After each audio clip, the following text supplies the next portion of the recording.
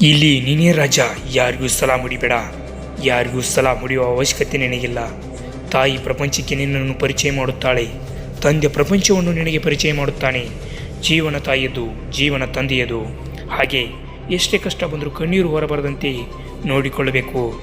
ಏಕೆಂದರೆ ಈ ಜಗತ್ತಿನಲ್ಲಿ ನಮಗೆ ಕಣ್ಣೀರು ನೋಡಿ ಸಮಾಧಾನ ಮಾಡುವವರಿಗಿಂತ ಅಪಹಾಸ್ಯ ಮಾಡುವವರೇ ಹೆಚ್ಚು. ಒಂದು ಮಾತು, ಮರಣಕ್ಕೆ ಕಾರಣ ಜನನ, ಜನನಕ್ಕೆ ಕಾರಣ ಮರಣ. ಮನುಷ್ಯನ ಶರೀರದ ಒಳಗೆ ಇರುವ ಆತ್ಮ ಜನನ ಮರಣ ಜನನ ಚಕ್ರದಲ್ಲಿ ಬಂದಿಯಾಗಿರುತ್ತದೆ. ಆದರೆ ಆತ್ಮಕ್ಕೆ ಎಂದೂ ಸಾವಿಲ್ಲ. ಹೀಗೆ ಫ್ರೆಂಡ್ಸ್, ನಮ್ಮ ಜೀವನದಲ್ಲಿ ಕೆಲವೊಂದು ಜನರು ನಮ್ಮ ಜೀವನದ ಅವಿಭಾಜ್ಯ ಅಂಗವಾಗಿ ಇರುತ್ತಾರೆ ಎಂದು ನಾವು ತಿಳಿದು ಯಾವುದೇ ಕಾರಣಕ್ಕೂ ನಾವು ನೊಂದುಕೊಳ್ಬಾರ್ದು. ಯಾವುದೇ ಕಾರಣಕ್ಕೂ ಇನ್ನೊಬ್ಬರಿಗೂ ನೊಂದುಕೊಳ್ಳಲು ಬಿಡಬಾರ್ದು. ಒಳ್ಳೆಯ ದಿನಕ್ಕೋಸ್ಕರ ಕಾಯುತ್ತೀರಿ. ಇಲ್ಲಿ ನೀನೇ ರಾಜ, ಯಾರಿಗೂ ಸಲಾ ಮುಡಿಯುವ ಅವಶ್ಯಕತೆ ನಿನಗಿಲ್ಲ. ಒಳ್ಳೆಯ ದಿನ ಬಂದೇ ಬರುತ್ತೆ. ಎಲ್ಲರಿಗೂ ಧನ್ಯವಾದ ಫ್ರೆಂಡ್ಸ್, ಎಲ್ಲರಿಗೂ ಒಳ್ಳೆಯದಾಗಿ.